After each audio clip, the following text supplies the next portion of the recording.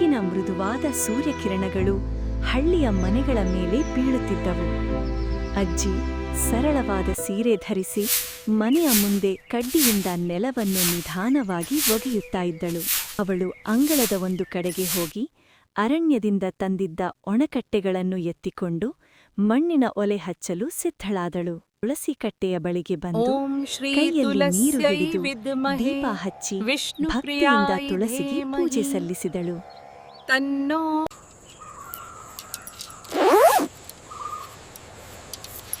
ಒಂದು ಪುಟ್ಟ ಹಳ್ಳಿಯಲ್ಲಿ ಅಜ್ಜಿ ವಾಸವಾಗಿದ್ದರು. ಅವರ ಮೊಮ್ಮಗಳು ಲಹರಿ ಅಜ್ಜಿಯ ಜೊತೆಗೆ ತುಂಬ ಸಮಯ ಕಳೆಯುವುದನ್ನು ತುಂಬ ಇಷ್ಟಪಡುತ್ತಿದ್ದಳು.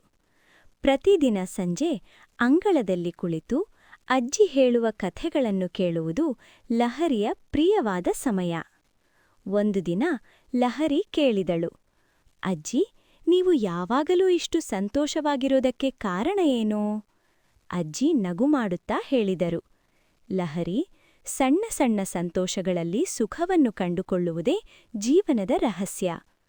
ಅದನ್ನು ಕೇಳಿದ ಲಹರಿ ಅಜ್ಜಿಯ ಕೈ ಹಿಡಿದುಕೊಂಡು, ನಾನು ಕೂಡ ನಿಮ್ಮಂತೆ ಒಳ್ಳೆಯ ಮನಸ್ಸಿಟ್ಟುಕೊಳ್ತೀನಿ ಅಜ್ಜಿ ಎಂದು ಹೇಳಿದಳು. ಅಜ್ಜಿ ಲಹರಿಯನ್ನು ಮುದ್ದಾಗಿ ಅಪ್ಪಿಕೊಂಡರು. ಆ ಕ್ಷಣದಲ್ಲಿ ಅಜ್ಜಿ ಮೊಮ್ಮಗಳ ಪ್ರೀತಿ ಇನ್ನಷ್ಟು ಗಟ್ಟಿಯಾದಂತೆ ಭಾಸವಾಯಿತು. ನಕ್ಷತ್ರಗಳಿರುವ ಆಕಾಶದ ಕೆಳಗೆ ಅಜ್ಜಿ ಲಹರಿಯ ಕೈ ಹಿಡಿದು ಹೇಳುತ್ತಾಳೆ, ಬದುಕು ಎಷ್ಟು ಬದಲಾಗಲಿ, ಮೌಲ್ಯ ಮರೆಯಬೇಡ. ನಿಮ್ಮ ಮಾತುಗಳು ನನ್ನ ಶಕ್ತಿಯಜ್ಜಿ. ನೀತಿ: ಅನುಭವದ ಮಾತುಗಳು ಮತ್ತು ಪ್ರೀತಿ ಸೇರಿದರೆ ಮುಂದಿನ ತಲೆಮಾರಿನ ಬದುಕು ಬೆಳಗುತ್ತದೆ.